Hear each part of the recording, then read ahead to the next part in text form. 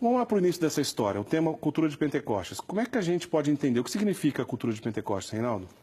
Uma cultura é um conjunto de fatores que constitui, que dão afeição ao modo de ser de um povo, né?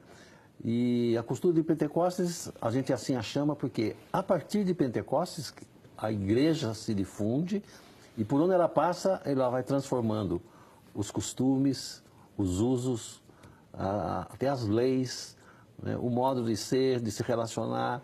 Então, como ela é decorrente de Pentecostes, vai se formando uma cultura que a gente vê por cada lugar onde ela vai chegando, vai transformando. Um exemplo clássico é Roma, né? O que era a cultura romana antes do cristianismo e o que vem depois, né? Então, podemos dizer que é um modo de ser e a cultura de Pentecostes é um modo de viver uma cultura que considera o transcendental acima de todo materialismo, de toda outra dimensão humana. Essa cultura nasceu, obviamente, com o evento de Pentecostes? Sim. Em Pentecostes a gente tem a graça de passar a ter o Espírito Santo presente de um modo como ele nunca esteve antes. Certo. Ele passa a ser dom para nós, dom de habitação. Isso não era, né? Ele tinha outro modo de estar presente, pessoa divina que é.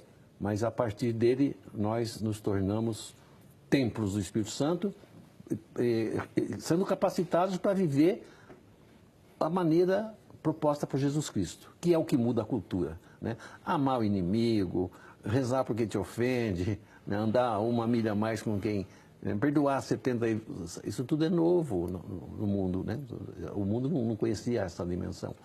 Isso a gente consegue fazer pelo poder do Espírito em nós. Antes da gente entrar nessa questão que o senhor acabou de afirmar, que é novo no mundo, o que significa isso?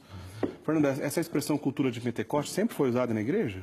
Então, quem acunhou, assim, quem a tornou célebre, vamos colocar assim, quando falou a renovação carismática, foi São João Paulo II. Certo. Já era, né? O Reinaldo vinha falando disso conosco há pouco, um termo utilizado por teólogos, a cultura de Pentecostes, mas num evento, num momento muito particular, onde a renovação na Itália iniciava uma missão num dos países mais pobres da Europa, a Moldávia. Certo. João Paulo II, alegre com esse ato de ir lá, de realmente tomar aquela civilização tão penosa por tudo aquilo que o comunismo tinha realizado. Certo. Então a Itália vai em missão, a renovação da Itália vai para lá, e o Papa alegre diz isso, é a cultura de Pentecostes, aquela que é capaz de fecundar a civilização do amor.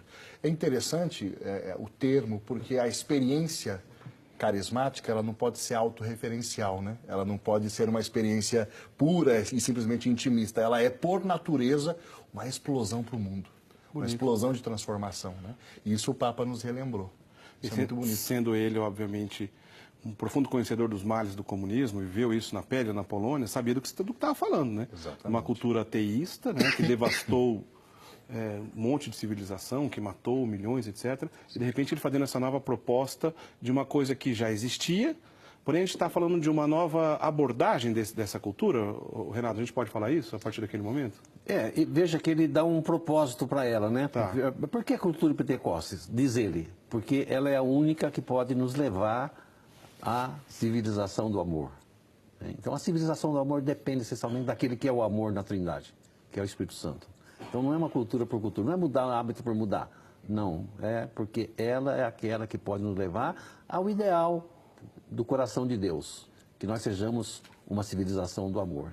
Reinaldo, agora eu sei que o senhor é um grande estudioso desse assunto, e nós falamos há pouco, então, dessa expressão de igreja, né, voltado para a ação, para o culto diretamente à pessoa do Espírito Santo e tudo mais, certamente, relativamente, é novo na igreja dessa maneira que a gente conhece. De que maneira, né, isso nasceu através do passar dos séculos? De que maneira isso foi introduzido no seio da igreja? De que maneira isso influenciou a liturgia ou influenciou diretamente os papas e os bispos? Tem um divisor de águas nessa história aí? Tem, porque com o passar dos tempos, nós não temos agora aqui, né, condições de explicar, Certo. mas muitos fatores foram como que nos distanciando da pessoa do Espírito. Nós nos afastando, não porque ele estivesse ausente, mas porque nós estávamos nos afastando na nossa prática, né? Ele continuava, nunca deixou de dirigir a igreja, mas ele foi sendo assim, como que relegado a um segundo plano na prática religiosa. Certo. Era um conceito que eu dizia, creio, como dizemos até hoje, né? Creio nele e tal, mas não afetava as nossas vidas. Certo. E o tempo vai passando e isso vai ficando complicado, através de diversos problemas que vão acontecendo. Inclusive uma comunidade carismática no século II, que começou muito bem no espírito e depois tornou-se um fanatismo carismático e fez o primeiro cisma na igreja. Então, a igreja, por aí, ficou um pouco renitente com as experiências carismáticas. Isso vai séculos afora. No final do século XIX, Deus começa a suscitar pessoas, sensibilizar pessoas com essa situação em que se encontrava o Espírito Santo. Certo. Ele era tido como o Deus desconhecido por muitos teólogos, né? Se falava assim. Então, Deus suscita no coração de muitas pessoas, tanto na Igreja Católica como em outras confissões, essa preocupação em voltar a colocar em destaque o operar do Espírito. Certo. A pessoa e o operar do Espírito. Então vai suscitando diversas pessoas, uma delas importantíssima foi Helena Guerra. Beata Helena Guerra. Beata Helena Guerra. Por quê? Porque Deus se serviu dela para falar com a hierarquia. E ela obteve de Leão XIII a primeira encíclica do Espírito Santo, obteve dele a consagração do século XX, que desencadeou todo um retorno à pessoa e à obra do Espírito. Resume essa história. De que maneira ela conseguiu tudo isso, essa beata da igreja? Bom, ela era uma mística, né? Certo. Tinha muitas visualizações e reconhecida pela igreja, porque a igreja a beatificou. Certo. E Jesus falava com ela, assim, na experiência mística, né? E entre as muitas coisas, ele cobrava dela. Como que o Espírito prega-se sobre todos os santos, mas não se prega sobre aquele que forma os santos? Faz-se todas as novenas, mas não se faz a novena que eu pedi de preparação à espera de Pentecostes, né? E ela vai guardando isso, assim, com medo que fosse da cabeça dela. E depois tem toda uma história que se desenvolve aí com uma outra pessoa interferindo. Deus fala com outra pessoa que diz para ela que era Deus mesmo. Certo. E ela, então, consegue, com o seu bispo, o diretor espiritual, de atender o pedido de Jesus. Escrever para o Papa. Ela começa a comunicar com o Papa Leão XIII através de cartas. Cartas. Certo. Escreve 13 cartas para ele, né? E nessas cartas ela vai mostrando essa preocupação e vai pedindo coisas para ele.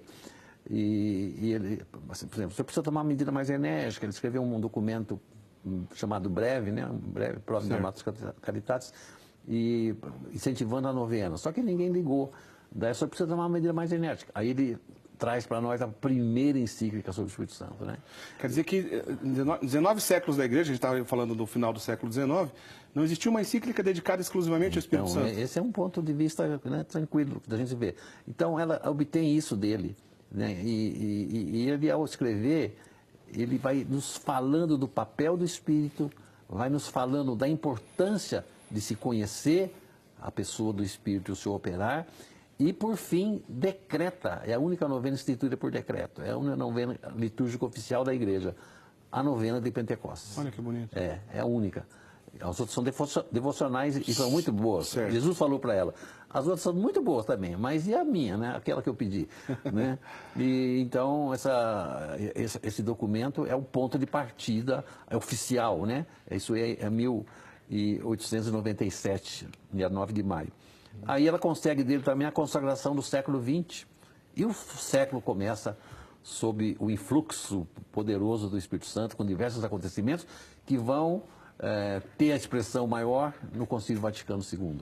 Oficialmente, inicia o século mesmo, não é força de expressão, porque ele foi Papa até 1903, né, Leão XIII. Foi. Ele iniciou, literalmente, a passagem do século XIX até o início do século XX, o Papa Leão XIII. Fernando, mas esse grande Papa Leão XIII, ele teve, obviamente, um papado muito bonito, um ministério muito fecundo. Além de todo esse episódio do Espírito Santo, Helena Guerra, escreveu Rerum Novarum, a gente está falando do início, os primórdios da doutrina social da igreja, entre tanta coisa bonita.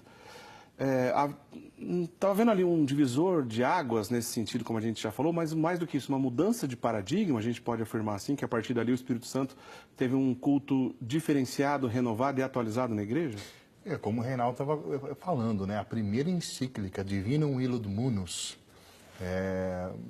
e a novena, né, de Pentecostes era algo, até então, não fazia parte do culto, da prática, né? Então, sem dúvida nenhuma, é uma mudança de paradigmas. Aqui no Brasil, é muito interessante, no sul do Brasil, nós temos um padre jesuíta chamado Padre Royce, Certo. que está em processo, já é servo de Deus, está em processo de beatificação.